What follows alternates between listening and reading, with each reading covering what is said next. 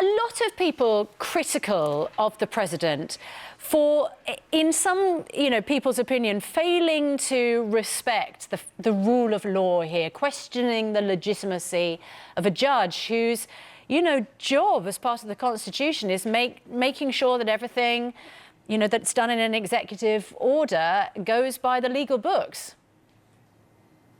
Yeah, I expect that the ban will probably remain overturned for now because a lot of these federal judges were appointed by Obama, but this will probably make it to the Supreme Court. And sorry, Christian, the judge Trump that he was criticizing was appointed by President Bush. Yes, he was. Yeah. He was so appointed by Bush. This is not a political thing, is it? He wasn't appointed by Obama. I expect this to get to the Supreme Court, and, Trump just appointed a very conservative justice, so we'll see what happens, but I don't think Trump is going to back down on this. Immigration is really why Trump got elected. That's what this election was all about. The American people have seen what happened in Paris, what happened in Nice, Germany, even here at home in Boston and Orlando, and they said enough is enough. We put our foot down. That's why we elected Trump, and he knows it, so he's going to keep fighting for this. It's been fascinating to go through the whole process from this side of the Atlantic, Kristen, and you're there at the coalface. I think everybody expected or wanted Donald Trump, the people that voted for him, to make a change, but it's the speed with which he's doing things. And I think that's what Susanna's touching on, is that there has to be a legal process to some of these decisions, these executive orders he's making, and yet he's trying to force things through. Is that taking people by surprise over there as well, that the pace he's trying to change things?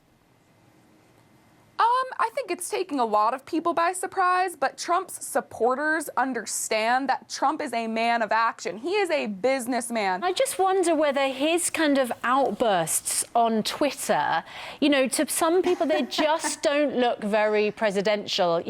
He's talking about people pouring into the United States, that evil has to be kept out, that if something bad happens, this judge is to blame.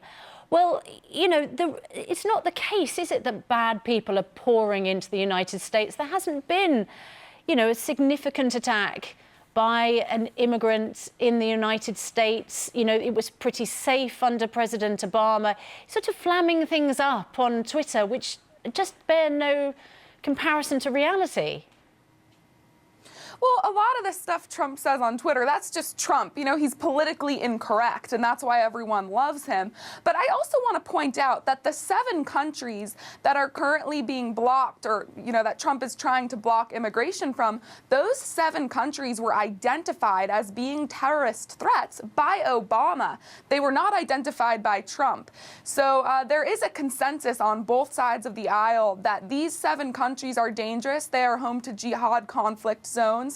So it's not like Trump just, pulled these countries out of a hat. These were chosen by the Obama administration. Yeah, but President Obama did not put a ban on people coming from those 7 countries. That's President Trump's action, and an action which has been blocked so far in the courts. But you're right, we'll see what happens, in the legal process. Just briefly, you're in Houston, aren't you? The Super Bowl took place. Some people comparing it to the American election back in November.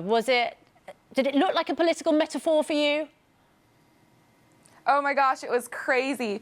People were leaving the Super Bowl early because they thought it was pretty much over and the Patriots were done. And then at the last minute, they came back, won huge. Yeah, in a lot of ways, it was just like the election we just saw. It's very exciting. And I'm actually from the Northeast in the Boston area originally, so I could not be happier with the results tonight. What was the reaction that Trump got? Because he was there, obviously, with his wife, and we know that Lady Gaga, there was expectation that she might make some political statement at halftime. Yeah, Lady Gaga, I watched her performance. There was nothing political or, outright political about it. I thought it was a good performance. They were also saying that there would be huge anti-Trump protests here in Houston. There was some of that in the morning, but it was not as large as they were expecting, and the protests kind of dwindled. So, I think that people are kind of getting over the whole anti-Trump protest thing, and the media just hypes it up. I think a big part of the problem is the media, pushing misinformation, like calling this travel ban a Muslim ban. It's not a Muslim ban, and when they call it that, it creates hysteria, which prompts these massive protests. But here in Houston, we didn't really see that today. All right, Kristen Tate, thanks for your perspective. Thanks, Kristen. It's the media's fault. It is always the media's It's the media's fault.